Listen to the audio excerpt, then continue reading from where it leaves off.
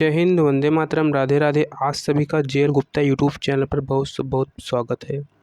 आज हम एनसीईआरटी की अगली कड़ी में अध्याय 8 खुशहाल गांव और समृद्ध शहर चैप्टर नंबर 8 लेकर आए हैं। तो आज हम शुरुआत करते हैं अध्याय नंबर 8 की। पहला पॉइंट है लोहे के औजार और खेती। लोहे के औजार और खेती।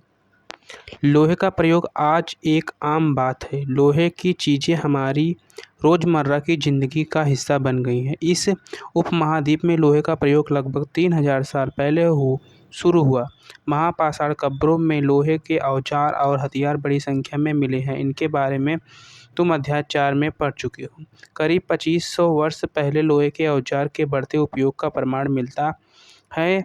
इनमें जंगलों को साफ करने के लिए कुल्हाड़ियाँ और जुताई के लिए हलों के फाल शामिल हैं। अध्याय 5 में तुमने पढ़ा था कि लोहे के फाल के इस्तेमाल से कृषि उत्पादन बढ़ गया।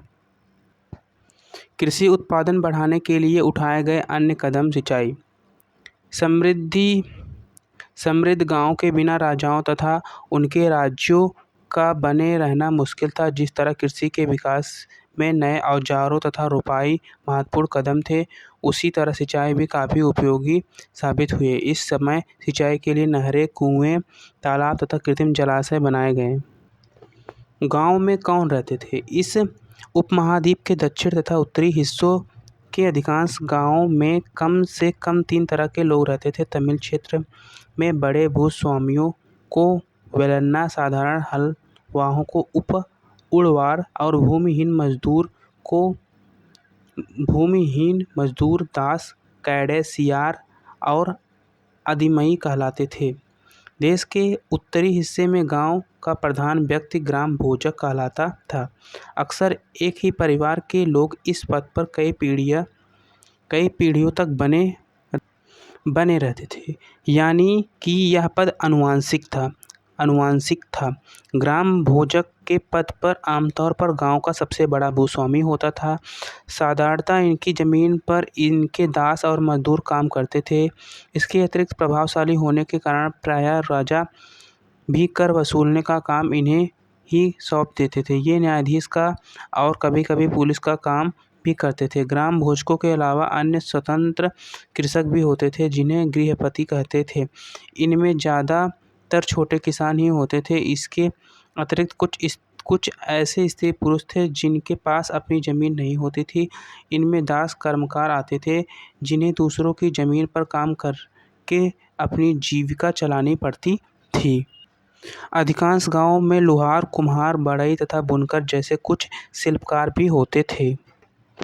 नगर क्या कहती है? कहानियाँ, यात्रा विवरण, मूर्तिकलाएँ और पुरातत्व। तुमने जातकों के बारे में सुना होगा, जिसमें बुद्ध के पुनर्जन्म की कहानी है।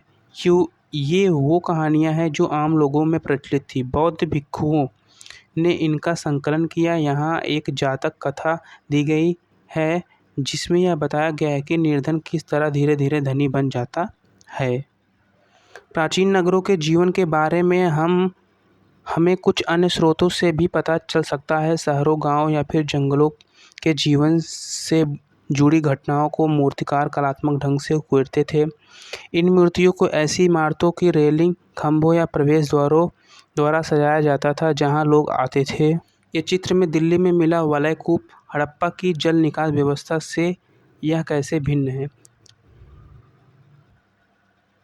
अध्याय 5 में वर्णित अनेक शहर महाजनपदों की राजधानी थे। जैसा कि तुमने पढ़ा, इनमें से कुछ शहर परकोटे से घिरे होते थे। जैसा कि तुम ऊपर चित्र में देख रहे हो, अनेक शहरों में वलय कूप मिले हैं। ये वलय कूप गूसलखाने, नाली या फिर कूड़ेदान के लिए प्रयुक्त होते थे। प्रायः ये वलय कूप लोगों के घरों में होते थे।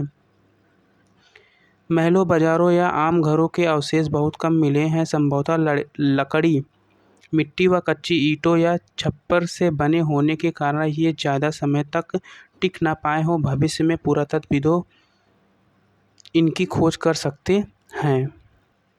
प्राचीन शहरों के बारे में वहाँ गए नाविकों तथा यात्रियों के विवरण द्वारा भी पता चलता है।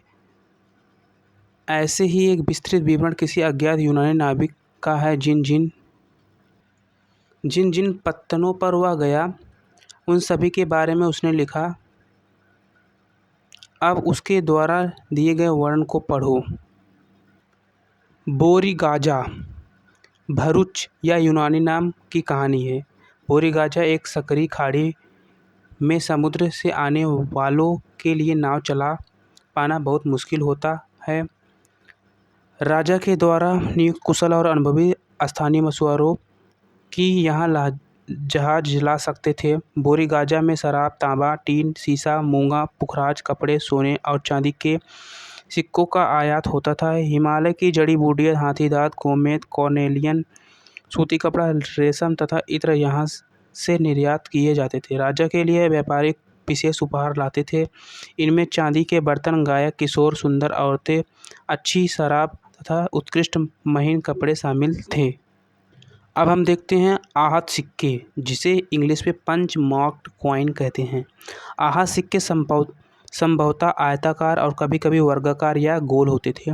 ये या तो धातु की चादर को काट कर या धातु के चपटे गोलिकाओं से बनाए जाते थे। इन सिक्कों पर कुछ लिखा हुआ नहीं था, बल्कि इन पर कुछ चिन्ह ठप्पे से बनाए जाते थे, इसलिए ये आहत सिक्के कहलाए। ये सिक्के उपमहाद्वीप के लगभग अधिकांश हिस्सों में पाए जाते हैं और ईसा की आरंभिक सदियों तक ये प्रचलन में रहे। यही सिक्के हैं।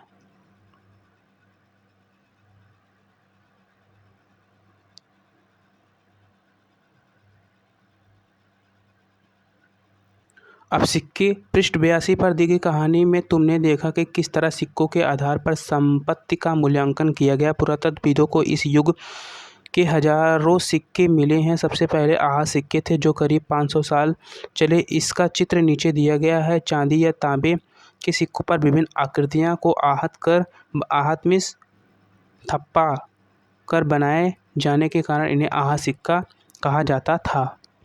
नगर अनेक गतिविधियों के केंद्र। अक्सर नगर कई कारणों से महत्वपूर्ण हो जाते हैं। उदाहरण के लिए मथुरा। मानचित्र में देख लेना मथुरा कहाँ पर है। उत्तर प्रदेश में है मथुरा। यह 2500 साल से भी ज़्यादा समय से एक महत्वपूर्ण नगर रहा है, क्योंकि यह यातायात और व्यापार के मुख्य 2 रास्तों पर स्थित था। इनमें से एक रास्ता उत्तर पश्चिम से पूर्व की ओर, दूसरा उत्तर से दक्षिण की ओर जाने वाला था। शहर के चारों ओर किलेबंदी थी। इसमें अनेक मंदिर थे। आसपास के किसान तथा पशुपालक शहर में रहने वालों के लिए भोजन जुटाते थे। मथुरा बेहतरीन मूर्तियाँ बनाने का केंद्र था। लगभग 2000 साल पहले मथुरा कुषाणों की दूसरी राजधानी बनी। इसके बारे में तुम अगले अध्याय में पढ़ोगे। मथुरा एक धार्मिक केंद्र भी रहा। यहाँ बौद्ध विहार और जैन मंदिर हैं। यह कृष्ण भक्ति का एक महत्वपूर्ण केंद्र था। मथुरा में प्रस्तर खंडों तथा मूर्तियों पर अनेक अभिलेख मिले हैं। आमतौर पर ये संक्षिप्त अभिलेख जो स्त्रियों तथा पुरुषों द्वारा मठों या मंदिरों को दिए जाने वाले दान का उल्लेख करते हैं। प्रायः शहर के राजा, रानी, अधिकारी, व्यापारी तथा शिल्पकार इस प्रकार के दान करते थे। उदाहरण के लिए मथुरा के अभिलेखों में सुनारों, लोहारों, बुनकरों, टोकरी बुनने वालों, माला बनाने वालों और इत्र बनाने वालों के उल्लेख मिलते हैं। मानचित्र 7 पृष्ठ नंबर 105 में आरिकामेडु पांडिचेरी में स्थित है, जो कि दक्षिण भारत में है। पृष्ठ 88 में रोम के बारे में दी गई जानकारी पढ़ो। लगभग 2200 से 1900 साल पहले आरिकामेडु एक पत्तन में बंदरगाह था। यहाँ दूर दूर से आए जहाज़ों के सामान उतारे जाते थे। यहाँ ईंटों से बना एक ढांचा मिला जो संभवतः गोदाम रहा हो। यहाँ भूमध्य सागरीय क्षेत्र में एम्फोरा जैसे पात्र मिले हैं। इसमें शराब या तेल जैसे तरल पदार्थ रखे जा सकते थे। इसमें दोनों तरफ से पकड़ने के लिए हत्थे लगे हैं। साथ ही यहाँ एरेटाइन जैसे मुहर लगे लाल चमकदार बर्तन भी मिले हैं। इन्हें इटली के शहर के नाम पर एरेटाइन पात्र के नाम से जाना जाता है। इसे मुहर लगे सांचे पर गीली चिकनी मिट्टी को दबाकर बनाया जाता था। कुछ ऐसे बर्तन में मिले हैं जिनका डिजाइन तो रोम का था, किंतु वे यहीं बनाए जाते थे। यहाँ रोमन लैप शीशे के बर्तन तथा रत्न भी मिले हैं। साथ ही छोटे छोटे कुंड मिले हैं जो संभवतः कपड़े की रंगाई के पात्र रहे होंगे। यहाँ पर शीशे और अर्ध बहुमूल्य पत्थरों से मनके बनाने के पर्याप्त साक्ष्य मिले हैं। लेफ्ट साइड में देखो, अभिलेखित मिट्टी के बर्तन। कई बर्तनों पर ब्राह्मी लिपि में अभिलेख मिले हैं। प्रारंभ में तमिल भाषा के लिए इसी लिपि का प्रयोग किया जाता था, इसलिए इन्हें तमिल ब्राह्मी अभिलेख भी कहा जाता है। धन्यवाद। आज के लिए इतना ही। अगर वीडियो अच्छी लगी हो तो लाइक, सब्सक्राइब एंड शेयर कीजिए। बहुत बहुत धन्यवाद।